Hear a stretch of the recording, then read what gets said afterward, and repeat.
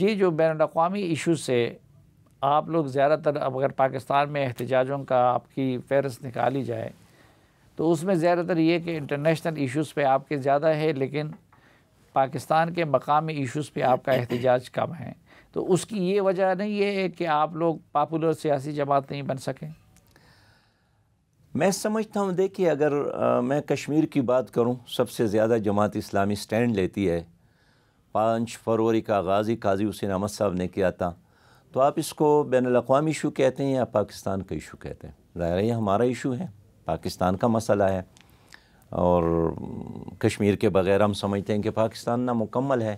ہم کشمیر پہ بات نہیں کریں گے تو پھر ہم دوسری دنیا سے کیا چاہتے ہیں کہ وہ اس پر بات کرے؟ ایک بات کرنا ہے، ایک احتجاج کرنا ہے، اور ان احتجاجوں کا ابھی تک کشمیریوں کو کیا فائدہ میں ہوا؟ عرض کروں، انہی احتجاجوں کی وجہ سے یہ ایشو زندہ ہے. ہندوستان تو یہی چاہتا ہے نا کہ کشمیر پر پاکستان کے لوگ احتجاج نہ کرے، جلسہ نہ کرے، قرارداد پاس نہ کرے، ایکٹیویٹی نہ کرے.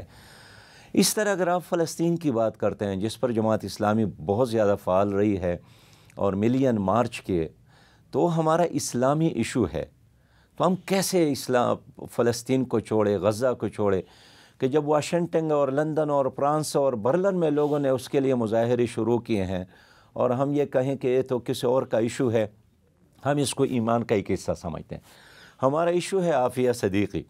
آپ اس کو بین الاقوامی ایشو سمجھتے ہیں تو سمجھے، لیکن میں تو سمجھتا ہوں کہ ہماری غیرت کا مسئلہ ہے، پاکستانیت کا مسئلہ ہے. امتی ہونے کے ناطے، پاکستانی ہونے کے ناطے عافیہ کا ایشو ہمارے بالکل ایک ایسا ایشو ہے جس کے لیے ہمیشہ جماعت اسلامی نے احتجاج کیا ہے. تو میں سمجھتا ہوں یہ 3 ایشوز ایسے ہیں جو بین الاقوامی بھی ہے، لیکن اس سے بھی زیادہ یہ ہمارے اسلامی اور پاکستانی ایشو ہے. لیکن سلیم بھائی میں عرض کروں، آپ نے کہا نا کہ آپ انٹرنل ایشوز پر سب سے زیادہ مہنگائی کے خلاف لانگ مارچز ہم نے کیے ہیں. آپ کو یاد ہوگا پورے ملک میں شٹر ڈاؤن مہنگائی کے خلاف جماعت اسلامی نے کی ہے. اس ملک میں دیکھیے، اگر رانی پور پر ایک فاطمہ بچی پر ظلم ہوا تو میں ہی گیا تھا، اس کو ہم نے اپنا ایشو بنایا. قصور میں اگر ایک بچی پر ظلم ہوا تو ہم ہی گئے. اس ملک میں حتیٰ کہ اگر بلوچستان میں ہمارا 11 مزدور غریبوں کو رات کے وقت قتل کیا گیا، ذبح کیے گئے، تو ہم نے اس پر احتجاج کیا. اس ملک میں جتنے بھی عام آدمی پر ظلم ہوا ہے، جماعت اسلامی کے علاوہ اور کس نے اس ایشو کو اٹھایا ہے؟ لیکن لوگ اس لیے یہ الزام لگاتے ہیں کہ آپ اس کو اپنی اندرونی سیاست کے لیے استعمال کرتے ہیں. اب الیکشن کے دنوں میں پھر فلسطین کسی کو یاد نہیں رہا اور کسی نے اس پہ احتجاج نہیں کیا، حالانکہ فلسطین میں تو اسرائیلی مظالم اسی طرح جاری ہے. سلیم بھائی، ایک دن کے لیے بھی ہم نے فلسطین کو نہیں چھوڑا. ادھر ہم نے اسلام آباد میں ایک کیمپ لگایا ہے اور اب بھی اسی طرح چل رہا ہے تاکہ لوگوں کو یہ یاد رہو. یہ ٹھیک ہے، الیکشن کے جو 30-40 دن تھے جو ہم مہم میں مصروف ہو گئے، لیکن ہمارے ہر جلسے میں، ہر تقریر میں کشمیر ایک ایشو رہا. اور جیسے ہی الیکشن ختم ہوا ہم پھر اسی ایشو پہ کام کریں گے. ہم نے کشمیر کو بھی اکیلے نہیں چھوڑنا ہے، ہم نے فلسطین کو بھی اکیلے نہیں چھوڑنا ہے. اور غزہ میں اس وقت جو کچھ ہو رہا ہے، میں سمجھتا ہوں کہ یہ انسان اگر کوئی ضمیر رکھتا ہو نا، وہ اس پہ خاموش نہیں رہ سکتا. میں آج بھی آپ کے پروگرام کے ذریعے پاکستان کی حکومت سے یہی کہنا چاہتا ہوں، نئی حکومت، پرانی حکومت، پاکستان کے تمام اداروں سے، کہ پاکستان ایک اسلامی ملک ہے. فلسطینیوں کو اس ملک سے بہت زیادہ توقعات ہے، اور یہ شرم کی بات ہے کہ 29,000 سے زیادہ ہمارے فلسطینی بھائی شہید ہو گئے، اور ملیامیٹ ہو رہا ہے، ایک بستی ختم ہو رہی ہے، نسل کشی ہو رہی ہے، اور پاکستان نے اس پر خاموشی اختیار کیا ہے کہ کسی اور کا ایشو ہے. آج ان کی باری ہے، اسی طرح باری کل ہماری بھی آ سکتی ہے. پاکستان مختلف عالمی فورمز پہ آواز اٹھانے کے سوا اور کیا کر سکتا ہے، اور وہ تو اٹھاتا رہا ہے نا. آواز اٹھانے سے مسئلہ نہیں بنے گا، عملی تعاون کرنا چاہیے.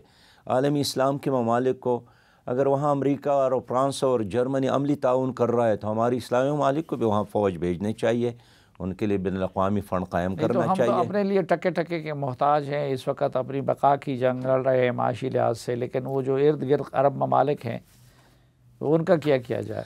دیکھیے، عربوں کو ساتھ دینا چاہیے، لیکن مسجد اقصیٰ تو اللہ کا گھر ہے. اگر آپ نے اللہ کے گھر کو بچانے میں ان کا ساتھ دیا، اللہ ہمارے لیے کسی عرب ملک سے ہو کے وہاں تک آپ پہنچیں گے نا. میں یہ نہیں کہنا چاہتا ہوں کہ ہم پہلے مرحلے میں بس جنگ کا اعلان کر لیں. جنگ کرنے سے پہلے بہت سارے اقدامات ہیں جو فلسطینی ہم سے چاہتے ہیں کہ آپ پہلے وہ اقدامات کریں، شاید جنگ کی ضرورت ہی نہ پڑے، لیکن میں سمجھتا ہوں کہ حکومت پاکستان کو یہ مسئلہ بہت سنجیدہ لینا چاہیے، یہ بہت اہم مسئلہ ہے اس وقت۔ آپ نہیں سمجھتے کہ فلسطین میں جو کچھ ہو رہا ہے اور یمن میں جو کچھ ہو رہا ہے یہ ایران اور سعودی عرب کی آپس کی لڑائیوں کا نتیجہ ہے اور ان کو اپنی اصلاح کرنی چاہیے؟ ایران اور سعودی عرب کو اپنی لڑائیاں ختم کرنی چاہیے اور مل کر اسرائیل کے مقابلے میں فلسطینیوں کا ساتھ دینا چاہیے، لیکن فلسطینیوں کا مسئلہ اب سے نہیں ہے، یہ 76 سالوں سے 1948 سے ہے۔ اور ویسے فلسطین تو جب حضرت عمر رضی اللہ تعالیٰ عنہ نے لیا تھا تو عیسائیوں سے لیا تھا، صلاح الدین ایوبی نے آزاد کیا تھا تو عیسائیوں سے آزاد کیا تھا، یہ یہودی تو 1948 میں آ گئے۔